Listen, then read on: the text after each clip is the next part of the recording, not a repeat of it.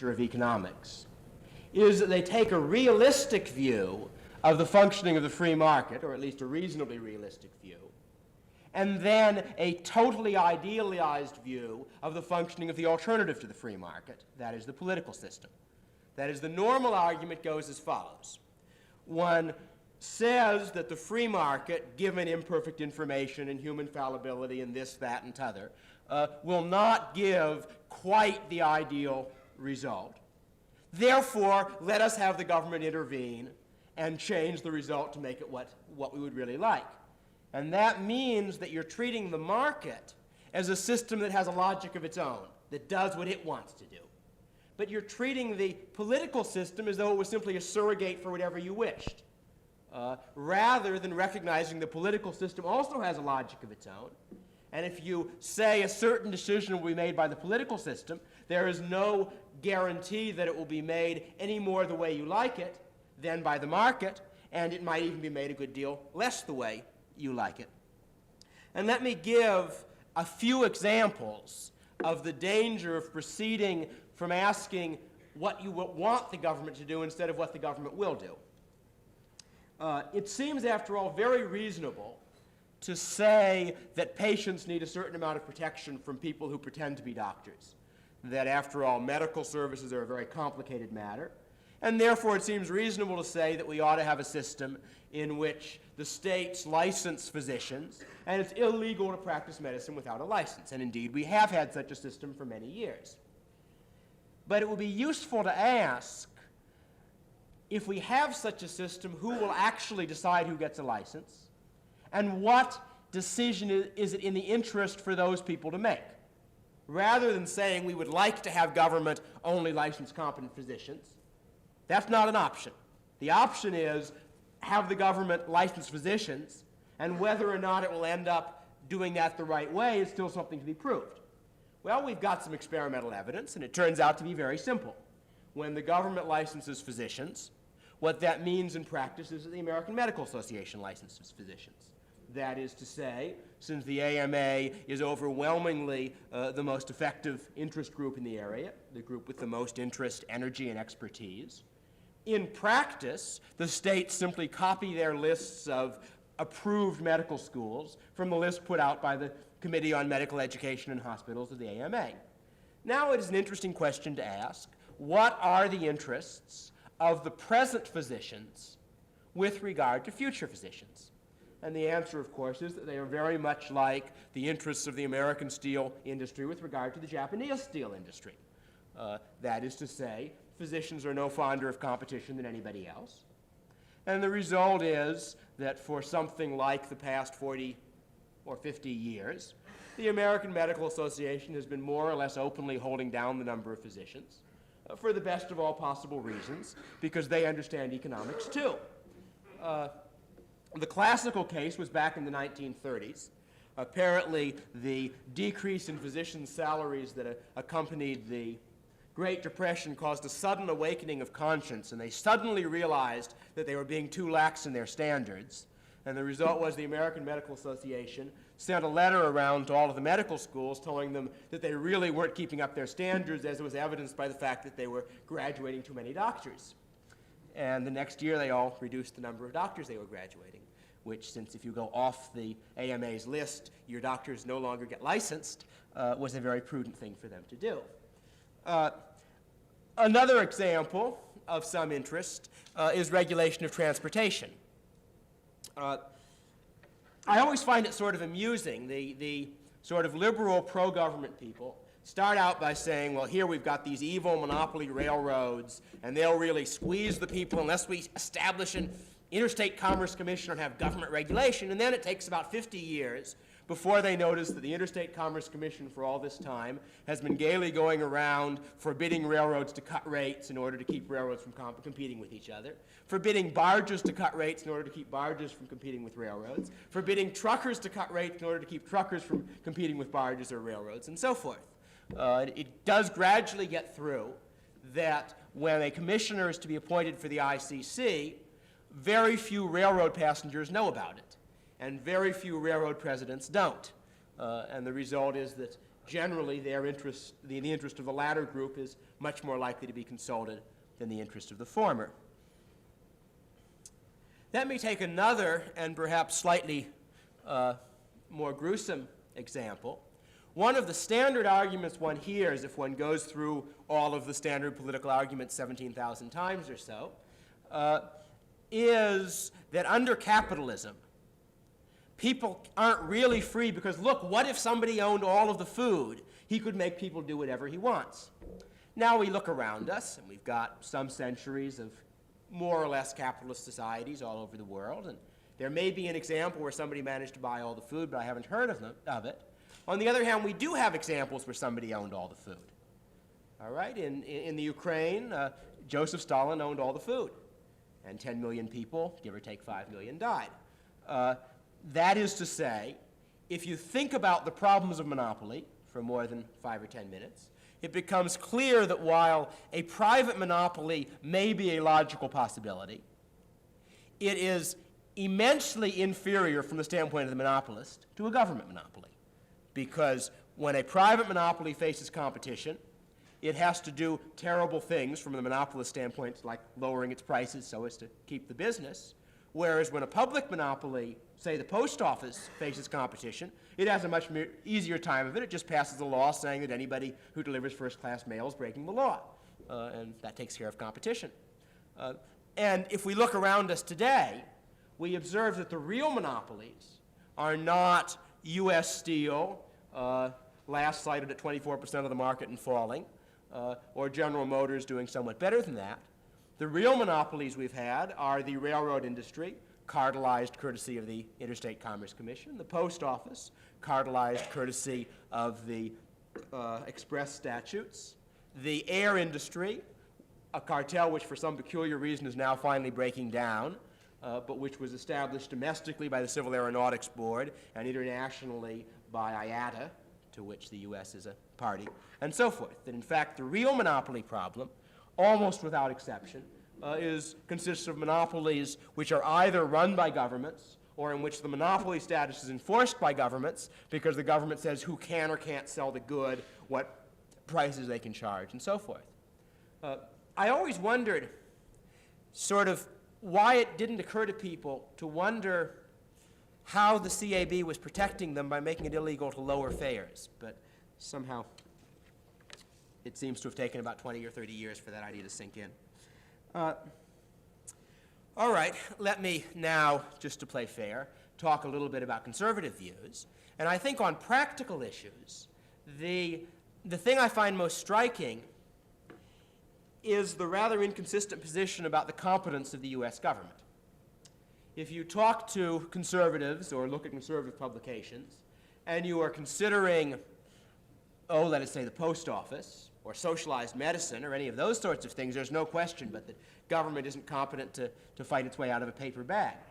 On the other hand, most of those same sources believe that the government should be conducting a highly sophisticated and very difficult and dangerous foreign policy.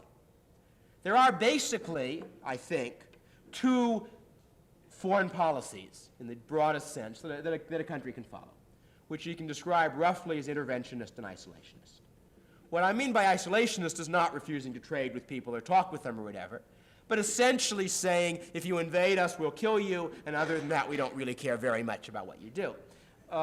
And what I mean by an interventionist foreign policy is the very attractive and in some ways interesting idea of saying, well, that country over there is going to be a threat to us, so we'll encourage their enemies now and pull them down. And that country over there could be a fine ally, so we'll defend them. And we'll balance here and push here and subsidize them so they'll like us and start a revolution against them because they don't like us, and so forth and so on. All of which does seem to me to be a possible strategy, providing that you've got some Machiavellian genius running the program. However, it's an extraordinarily dangerous strategy because the problem is that mostly other people are willing to pay a much higher price for their real estate than you are. And the result is that you get into all sorts of fights where you're fighting in order to keep somebody from maybe being dangerous to you 15 years from now, and everybody else on both sides of the fight, your allies and your enemies, are fighting to run the country they live in. and they're generally willing to kill a whole lot more people than you are. Furthermore, you get into fights which you could completely have avoided. You end up, if you're not careful, destroying the government that would have been your natural ally 10 years later, and supporting the government that's your natural enemy instead of the other way around. The line I used to use in this speech, which is now obsolete, was that during the Second World War we got into the war essentially and then spent a lot of money and lives protecting China from Japan. That is basically how we got into the war, as some of you may remember. And almost as soon as we finished doing that, we suddenly found that we had this big fleet cruising around the West Pacific protecting Japan from China. Now, again, I guess what we're trying to do now, I suppose, I guess we'd like to protect Cambodia from Vietnam or something, but I'm not quite sure. The basic argument I'm trying to make is that I think in order to really believe that an interventionist foreign policy is a sensible one, you have to believe that the government is really quite competent to do difficult things, to get good information, to make the right decisions, and so forth. The evidence for this belief is a little bit hard to come by, and it seems to me inconsistent that this belief seems to be held by the same people who believe the government is incompetent to do anything domestically. All right, so much for the moment on a couple of practical inconsistencies. Let me now talk a little bit about questions of ethics, which, as the few of you who know me will know, is something I very rarely do, but I like to make an exception from time to time. And I'd like to talk, to start with, about a liberal idea which sometimes goes under the name of positive freedoms. See, the idea is really very simple. There are all these old-fashioned freedoms, and they're negative freedoms. They're negative because they involve the right not to be killed, not to be enslaved, not to be put in prison when you say something, and so forth and so on. And what the liberals say is, well, they're all right. I mean, they're sort of good, fundamental, basic, negative freedoms. Of course, something really positive that really gives you something, that's even better. So let's have all of our negative freedoms plus positive freedoms. Freedom from hunger, freedom from fear, freedom from poor housing, freedom from this, that, and the other thing. And the only trouble, of course, is that the positive freedoms are necessarily inconsistent with the negative freedoms. That is to say, the negative freedoms, incidentally, the positive freedoms often tend to be inconsistent with each other as well, but that's another problem. Negative freedoms simply say there are various ways in which you've got the right to be left alone.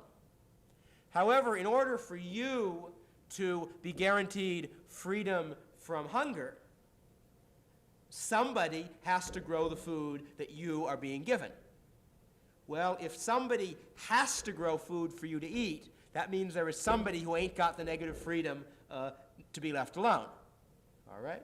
So that necessarily, if you guarantee that one person that he receives something, you must be guaranteeing to somebody else that he pay it, which means that necessarily to establish the positive freedoms in that sense means to establish some form of slavery, limited or otherwise. Going back briefly to that old standby of those of us who don't like big governments, the Ukraine famine, if you say that people have the freedom from hunger, what that really means is that the government has the right to decide who gets the food. I don't know what else it means. If the government has the right to decide who it gives food to, since although food does grow on trees, you generally have to do some work to get it to, that means the government has to have the right to take food from somebody. Well, what happened in the Ukraine was very simple. During a period throughout which the Soviet Union was exporting grain, the Soviet government took a very large fraction of all of the grain in the Ukraine and put it other places, and some considerable number of millions of people died over a 2-year period of hunger. Now, I'm not for the moment arguing that negative freedoms are better or worse than positive freedoms. Perhaps we really shouldn't concern ourselves with having the right to live our own lives or be left alone. Maybe it's more important to be sure that we have the positive freedom, i.e. guarantee of getting certain things. Whether that is true or not, I don't think it is, but some people may. I only want to point out that the positive freedoms are not simply an addition to the negative freedoms. They are necessarily a denial of the negative freedoms.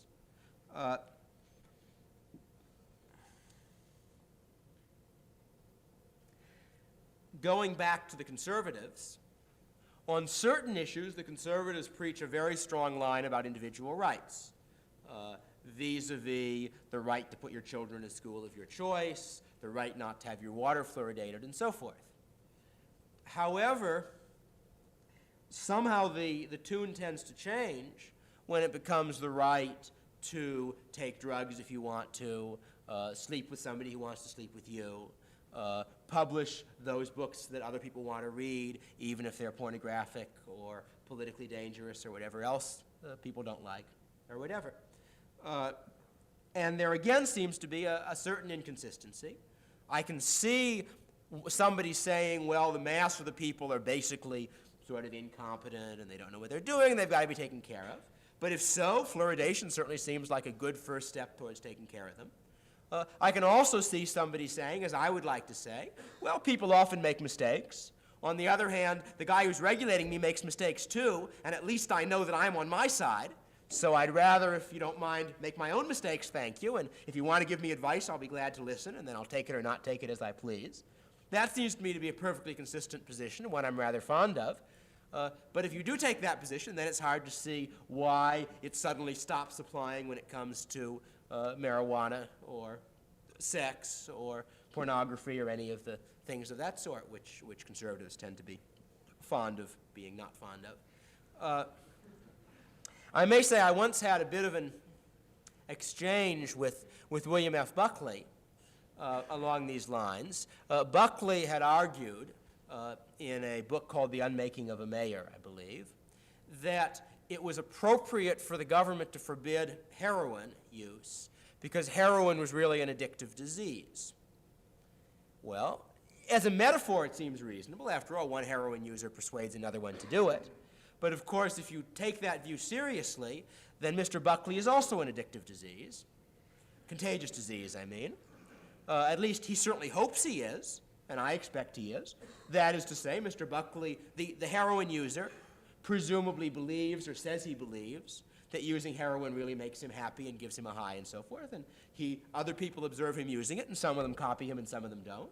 Similarly, Mr. Buckley believes that certain ideas are good and right and true, and he does his best to get other people to agree with him, so that the confusion, a very strange confusion for a Catholic, is the denial of free will. That is to say, a true contagious disease. The special thing about it is that the disease doesn't have to get your permission before you catch it. What differentiates conversion, so to speak, that is the decision to start being a drug addict or a Catholic or a conservative or a libertarian for that matter, from catching a disease is that you get a choice. And presumably Mr. Buckley is or purports to be in favor of choices. Now, of course, the second line argument which is used on drugs is the drug addicts aren't really only hurting themselves, they're hurting us. Look how much money they have to steal to pay for their habit. Now, there's a bit of a problem here because heroin is not particularly expensive to produce. So far as I am aware, people who need aspirin don't generally steal in order to get it. People who need penicillin don't even steal in order to get it. There is no inherent reason why heroin or other drugs should be enormously more expensive than those things, except, of course, they're illegal. And things that are illegal are generally very expensive because you've got to pay somebody to smuggle it in and take his chances of getting arrested and all the rest of it. And therefore, what creates the tendency on the part of drug addicts to steal in order to support their habit, or at least to steal any substantial amount, is precisely the fact that, with Mr. Buckley's blessings, heroin is illegal and therefore costs whatever, 50 or 100 times what it would cost on an open market. In fact, there's a sense in which the conservatives and liberals are in very much the same position. That is to say, both of them basically have a position of freedom but. The buts, however, vary. The liberals believe in freedom of speech, but if you're trying to persuade people to smoke on television, well, that's illegal. And they're not too sure about violence on television. The Conservatives believe in freedom of choice, except when the choice is one that they don't like. And I suppose what it comes down to is that libertarianism is freedom without the buts. That means, of course, accepting the fact that some people will do very stupid things. I should say, at the risk of alienating my audience, that I not only don't use heroin, I don't even use marijuana. I'll even go further.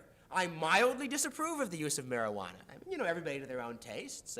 I also mildly disapprove of people getting drunk. It seems to me sort of a silly thing to do.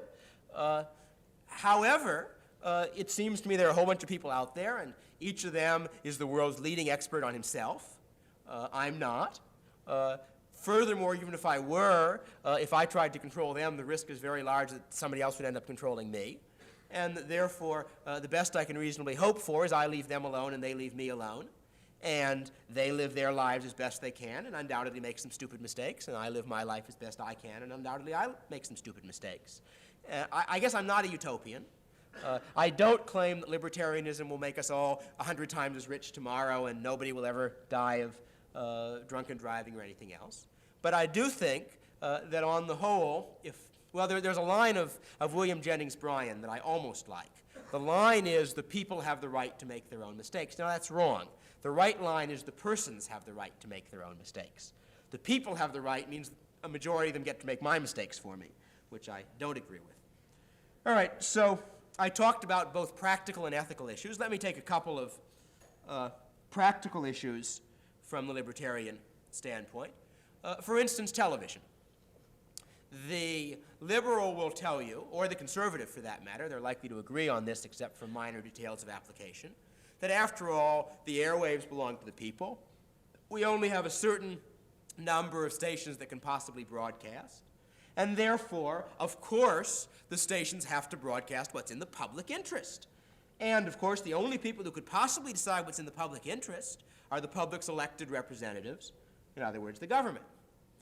Now, I should say the conservatives and the liberals don't always agree absolutely down the line on exactly what it is in the public interest to broadcast, but that's sort of a secondary disagreement.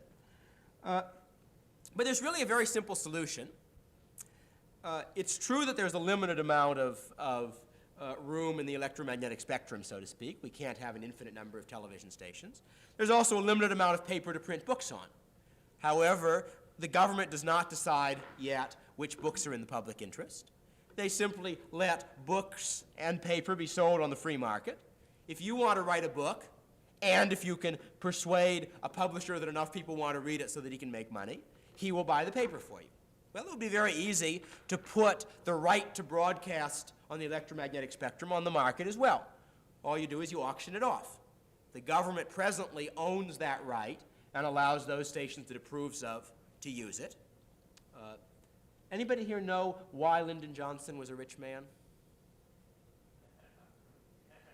Lyndon Johnson, I should say, was not your typical case, or what people think of the typical case, the millionaire who makes his way into politics. He was a much more interesting case. Lyndon Johnson, during the period he was majority leader of the Senate, his wife owned a television station. For some peculiar reason, this was the only television station licensed by the FCC to operate over a wide area of Texas. Needless to say, the FCC and the U.S. Senate have some connections. All right, so what you do in order to abolish the FCC is very simple. You say, all right, here are the bandwidths, essentially, which will hold television stations, 15 or 20 or 50 or whatever the number is. We'll auction them off one by one to the highest bidder. In other words, we will convert the right to broadcast on each frequency to an ordinary piece of private property. Now, if you think that there is a market for broadcasting pornographic radio plays, and if you are willing to outbid anybody else who wants to use that particular bit of the spectrum, feel free. People who don't like it don't have to listen. If somebody else thinks that there is a market for socialist, or for that matter, libertarian propaganda, that's up to him. If he's wrong, he'll lose his shirt. And in general, rather than having the present situation where the airwaves are legally public property, and you therefore, to a considerable extent, have to please the public in general and the party in power, we will have a situation where all you have to do is to please your customers.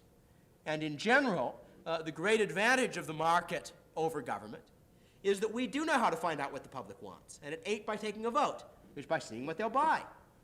And the public includes 5% who want to buy that, and 10% who want to buy that, and 20% who want to buy that. It even includes people who don't vote. All right. I'm trying to make this reasonably short because I think discussions often can get more interesting than canned lectures or even carded lectures. What is the libertarian position? Essentially it is no initiation of force, no protecting of people from themselves. On the other hand, I shouldn't say the other hand only in terms of the normal political spectrum. People do indeed own themselves and their property. If I want to work for you at $2 an hour, the government's got no business saying I have to get 3 or nothing, which is what the minimum wage in effect says. If I want to buy a car that is going to kill me 15 feet out of the driveway, that's my problem. If the government really feels like warning me about the car, they can feel free as long as I'm free to ignore the warning if I don't agree with it. And in general, that the appropriate way to coordinate people in a free society is not by taking a vote and having the majority tell everybody else what to do. The appropriate way to coordinate people in a free society is by any particular subset who want to be coordinated getting together and doing whatever they agree to do.